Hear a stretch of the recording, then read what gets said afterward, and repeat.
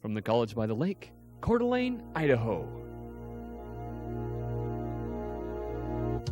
Local, regional, national, and international guests discussing the issues and topics affecting the way you live are on Forum, the North Idaho College Public Forum, with your host and moderator, political scientist Tony Stewart.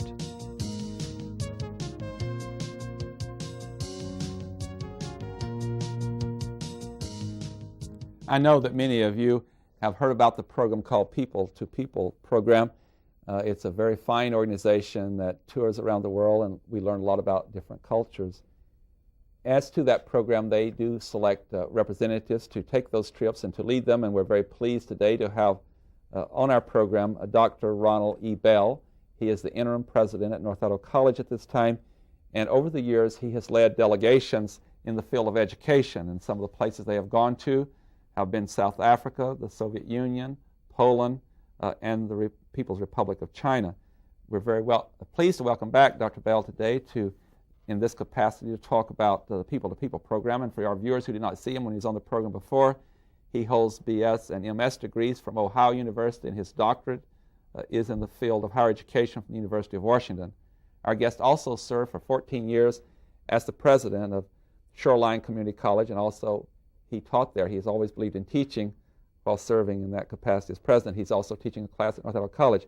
Dr. Bell, it's a pleasure to welcome you back, and rather than talking with you about your capacity as president, to talk to you about the People to People program. Thank you for being here. Thank you. And as always, I'm very pleased to have Steve Shink, our regular panelist, to assist in questioning, and he is the Dean of College Relations and Development at North Idaho College, and Steve will commence today's questioning. Thanks, Tony. Dr. Bell, I thought we'd begin by asking you to tell us a little bit more about what People to People is and how it works. Well, People to People started with President Eisenhower in the 50s in his administration, and the assumption was that people would rather speak with their counterparts in other countries, and that there would be less war and more peace if, in fact, engineers would talk to engineers and doctors to doctors and educators to educators and mothers to mothers and so forth and so on. So they essentially started what they called People to People, and eventually, over the years, it has become privatized. And if I'm not mistaken, a major office, if not the office, for People to People now is in Spokane, Washington. And that is the office out of which I dealt with this program. Maybe one of the ways we can take a little closer look at what People to People is and how it works is to ask you how it was that you got involved in it, where you were at the time, and what your role was on the various trips you've made. Well, funny you should ask that question, because our college relations officer at Shoreline Community College happened to be affiliated with the People to People organization, and one day he came into my office and asked if I would be interested in leading a delegation of community college individuals from across the nation to the Republic of China. And I said, what? What is People to People? And we started that whole conversation. And lo and behold, he proposed that to the Spokane office. And my wife and I co-led. She had the honor of working with the spouses, and I had the privilege of working with representatives from the community college systems throughout the country. And we went to the Republic of China, I think it was 1987, with about 50 individuals, ranging from clerks in mailrooms to trustees. And the question, of course, is why did we go to the Republic of China? May I answer that question? Absolutely. Each of these countries usually contact People to People or vice versa, and they say, for example, we understand there's an enterprise known as community colleges. What is a community college?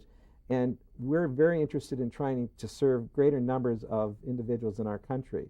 And so what we found was that there was a lot of interest in the Republic of China at that time in starting a community college system in China.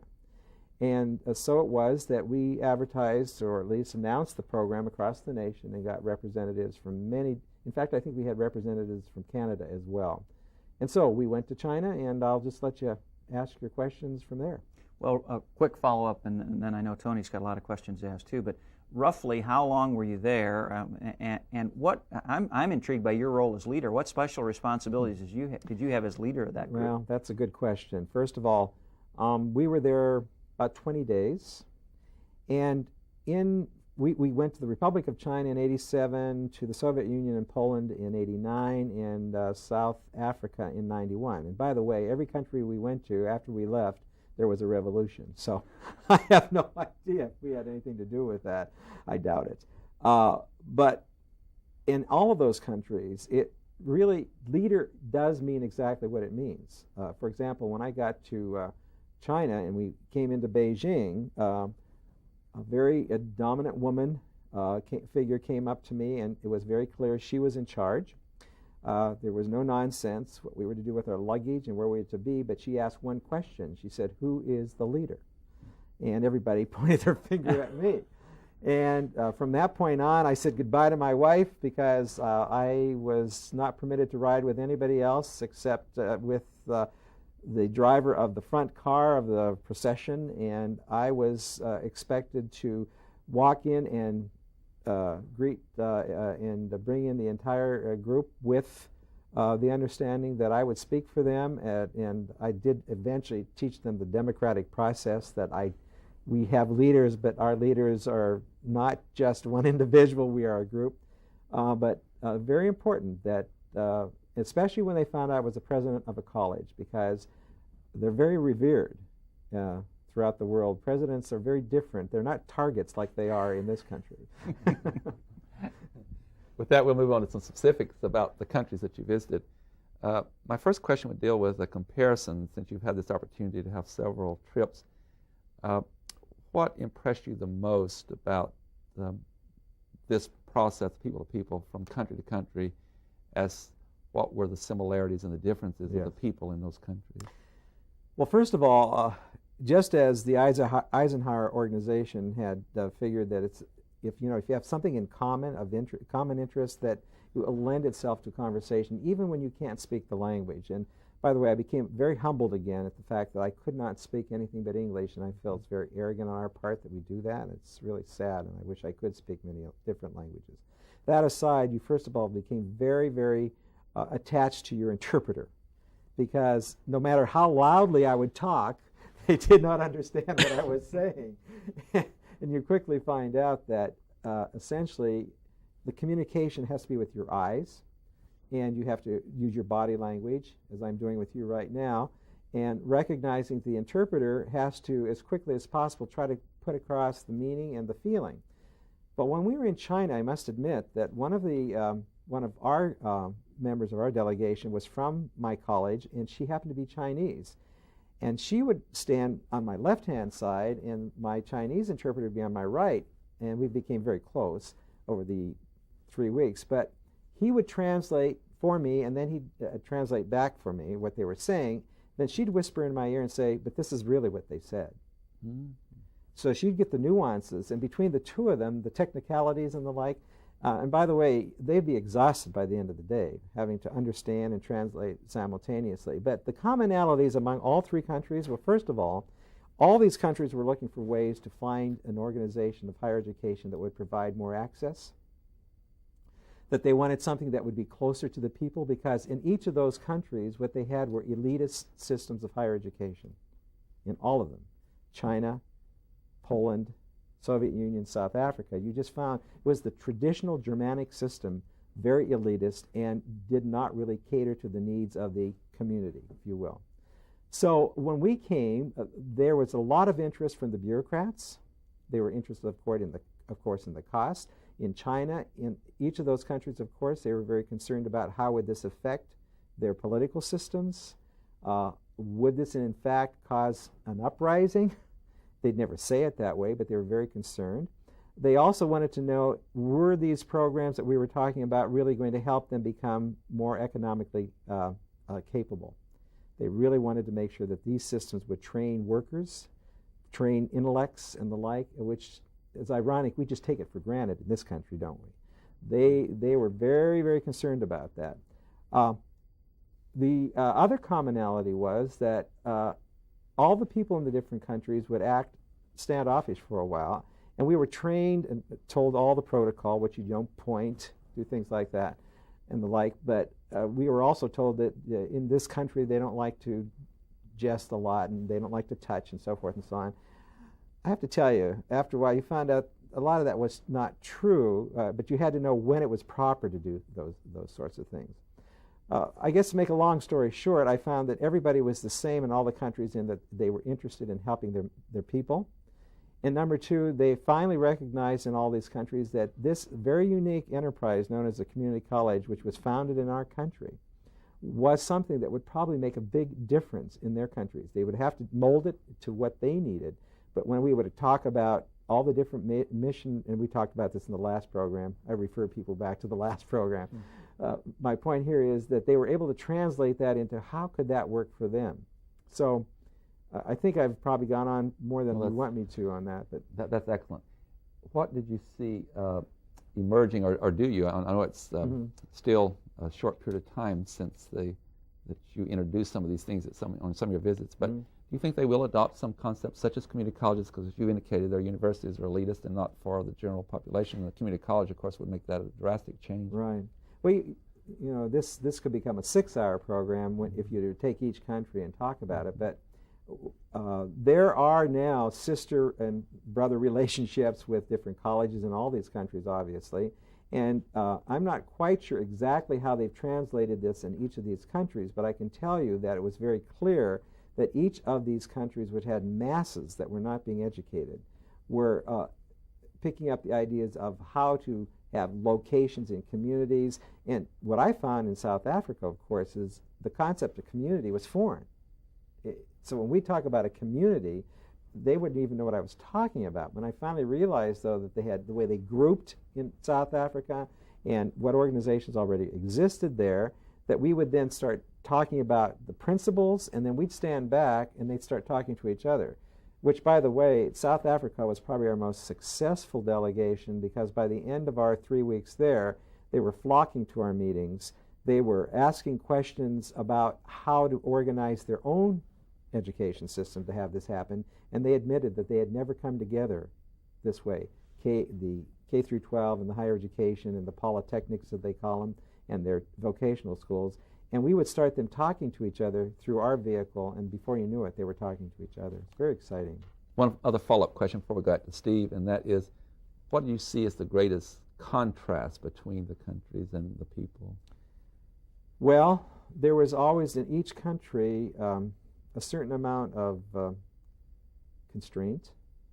In China, we would give them mock classroom experiences so that they would understand what we meant by dialogue, and they were astounded that the student we would pretend we were in a history class, and we just went and we started. The instructor was, I forget what it was, Constitution of the United States, and the pretend students start challenging the instructor, and you know there was this banter going on, and you could just see the eyes of the Chinese were just, they couldn't believe it that you would talk and challenge the instructor.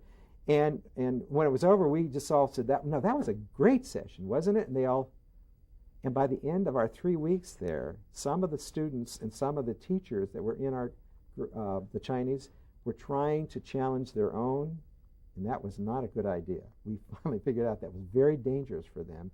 In fact, our the Chinese friend I had, she said, this is very dangerous, but good, said she. And I found out, I didn't realize until we got there, that her father had been a very famous professor in China and had to flee to Formosa.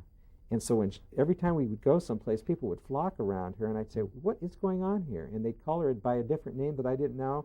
And she finally admitted, she said, my father was a very famous professor, and they know who I am. But all these things are sowing seeds for the future. Exactly. And that's an example. Tiananmen Square. Yes, exactly. Steve Shink. Dr. Bell, you started out by telling us what President Eisenhower's vision was for the People-to-People program, and you've been involved in a number of trips over an extended period of time.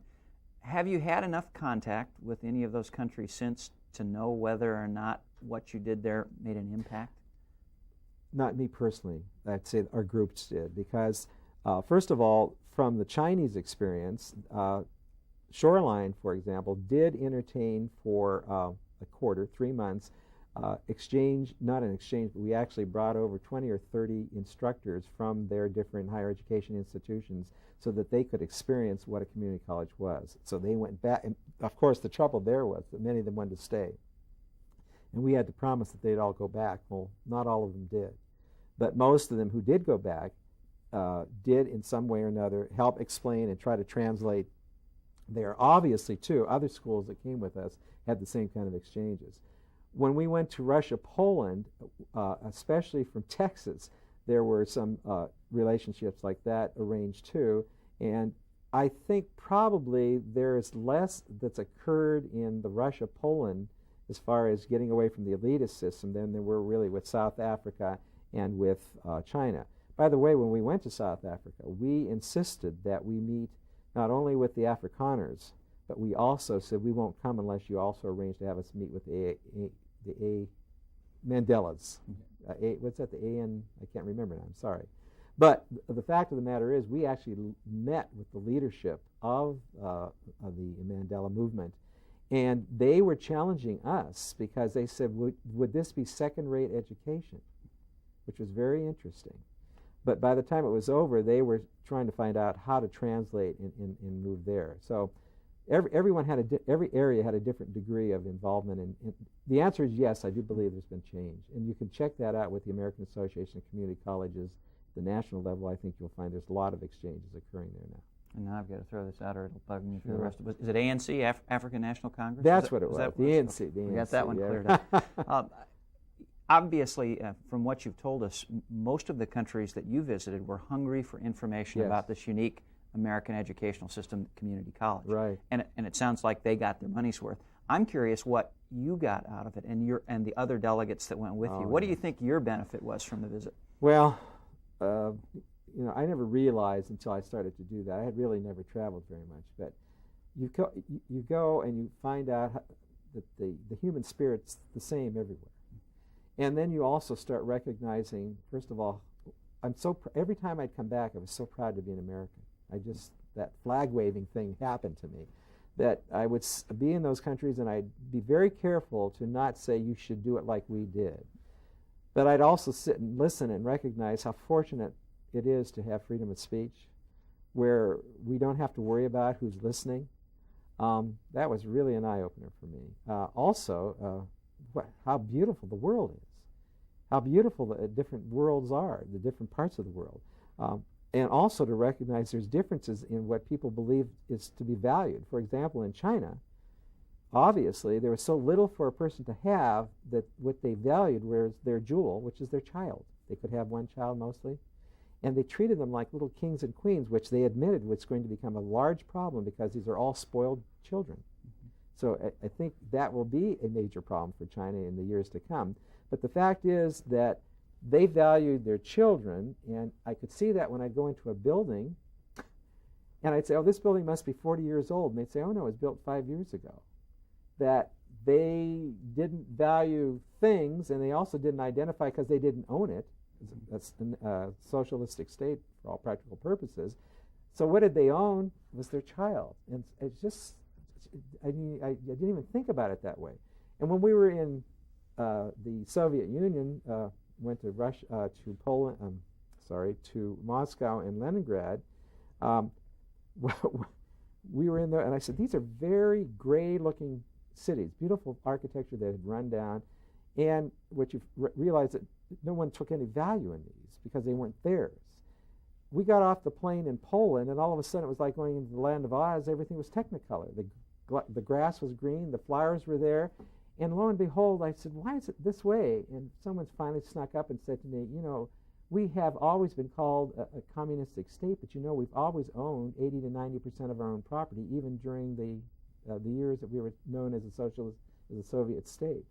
And I mean, if someone doesn't believe ownership doesn't make a difference, all you have to do is do that. And when we went to South Africa, of course, the difference between the owners and the non-owners was very obvious.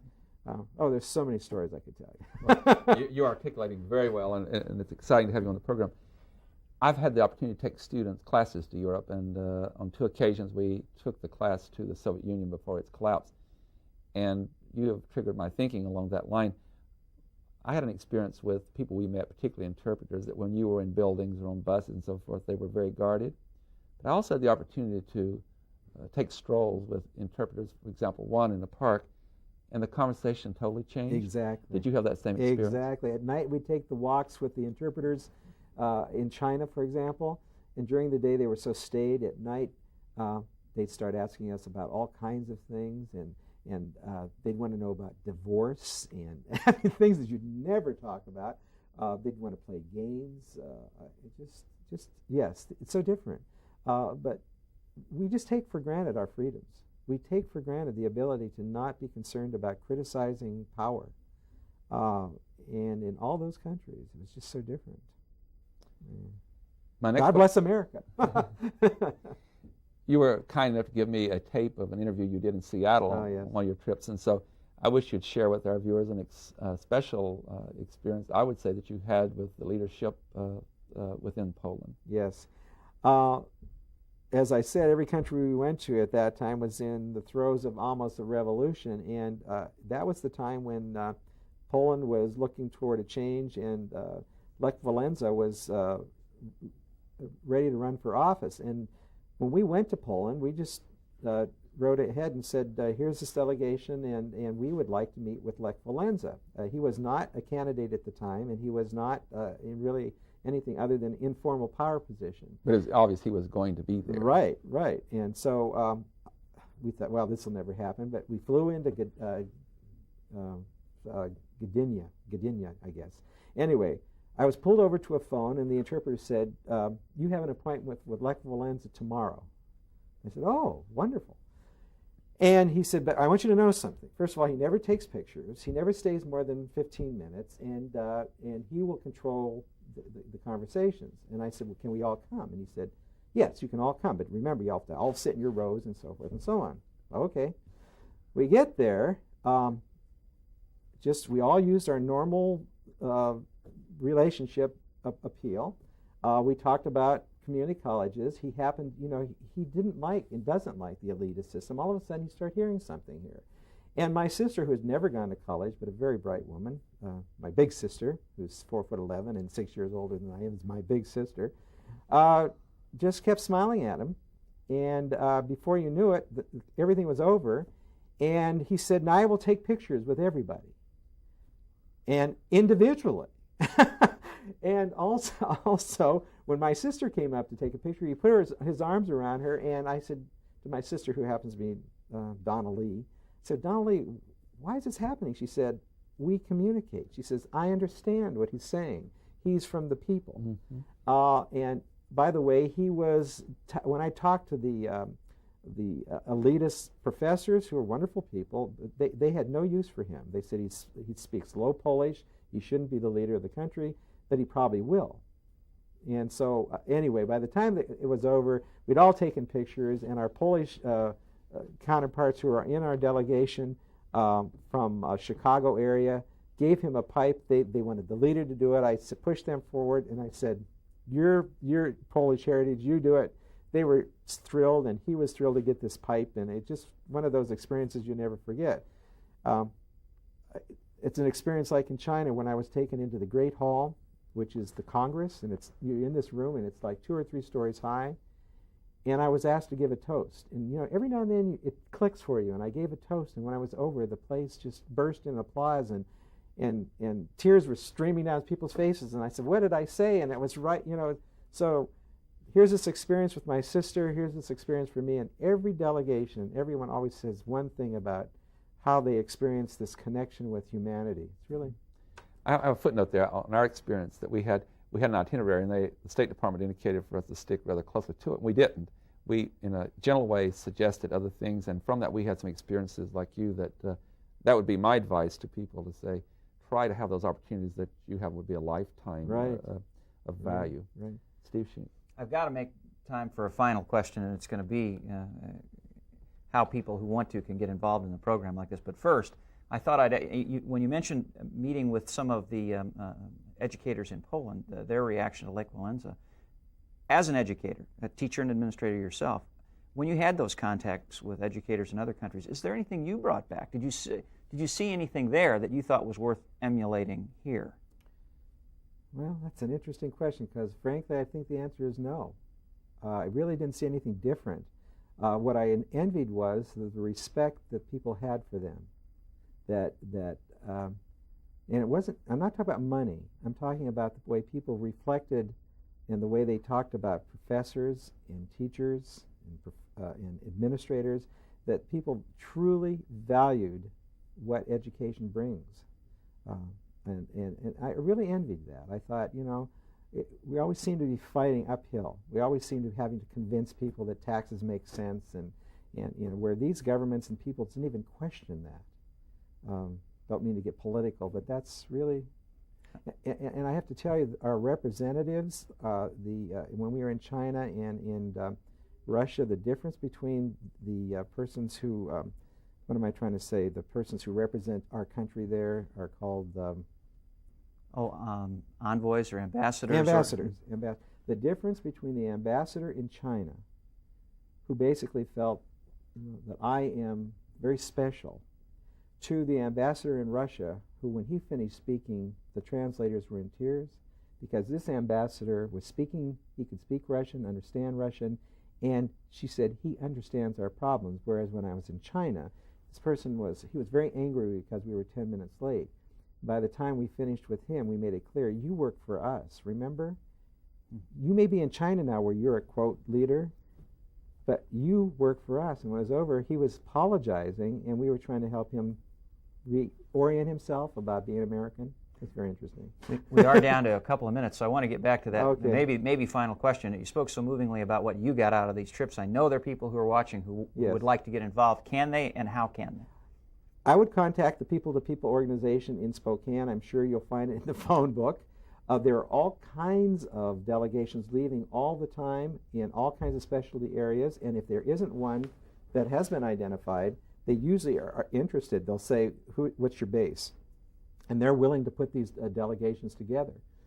There's an expense associated with them. I was going to ask that. But of course, and I can't speak to how much that is, but usually they're competitive. But the key part of it is that you get both an experience in your own profession, as well as you really do get to see the country. Next time I'm going as the spouse, because I'd be in these dry meetings, and there would be my wife off to the wonderful trips throughout the country. On that note, we have to bring the permanent conclusion. Dr. Ronald Bell, on behalf of Steve Shink and our staff, thank you for being with us. It's been an exciting program. Ladies and gentlemen, we've been discussing the People-to-People program with Dr. Ronald Bell, who's the interim president of North Idaho College, and he's toured many countries, and I know you've enjoyed the program, and I would like to invite you to be with us again next week at this same time, when we will discuss yet another issue. Until then, please have a good week. I am Tony Stewart.